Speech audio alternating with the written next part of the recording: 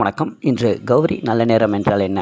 நிறைய பேருக்கு இந்த சந்தேகங்கள் உண்டு. அதை பற்றின தெளிவான விளக்கத்துடன் இந்த பதிவு. என்னுடைய சேனலை சப்ஸ்கிரைப் பண்ணி வைத்துக் கொள்ளுங்கள். அடுத்தடுத்து வரக்கூடிய பதிவுகள் அனைத்தும் உங்களுக்கு மிகவும் பயனுள்ளதாக இருக்கும். வாங்கள் பார்ப்போம். ஒவ்வொரு நாளும் ஒரு குறிப்பிட்ட நேரத்தில் சுபகிரகங்கள் பார்வை பூமிக்கு அதிகமாக கிடைக்கும். அந்த நேரத்தை தான் கணக்கிட்டு முன்னோர்கள் நல்ல நேரமாக குறிப்பிட்டுள்ளனர். இந்த நல்ல நேரங்களை காலை மாலை என இரு வேளைகளும் வரும். இந்த நேரத்தில் அசுபத்தை தரக்கூடிய தீய கிரகங்களின் பார்வை குறைவாக இருக்கும்.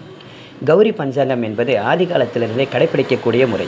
அதாவது கிருத்த யுக்தத்திலிருந்து பின்பற்றப்படுவதாக நம்பப்படுகிறது. பாட்கடலை கடையும் நிகழ்வுக்கு முன்பே கௌரி பஞ்சாங்கம் இருக்கிறது. கௌரி நல்ல நேரம் என்பது ஒரு நாளை 16 முகூர்த்தங்களாக பிரிக்கப்படுகிறது. அதில் பகலில் முகூர்த்தமும் பகலில் 8 முகூர்த்தமும் இரவில் 8 முகூர்த்தங்களும் அடங்கும். ஒரு முகூர்த்தம் என்பது 1.5 மணி நேரமாகும். 8 முகூர்த்தங்களில் உத்தி, அமிர்தம், ரோகம், லாபம், தனம், சுகம், விஷம், சோரம் என 8 வகையான முகூர்த்தங்கள் குறிப்பிடப்படுகின்றன. சுப முகூர்த்தங்கள் அமிர்தம், லாபம், தனம், சுகம், உத்தி ஆகிய முகூர்த்தங்கள் வரக்கூடிய நேரங்களில் சுபகாரியங்கள் செய்யலாம்.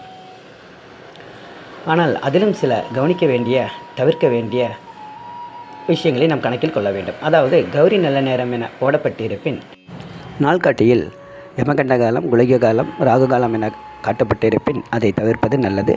நன்றி. ஒரு அழகான பதிவுடன் மீண்டும் பார்ப்போம்.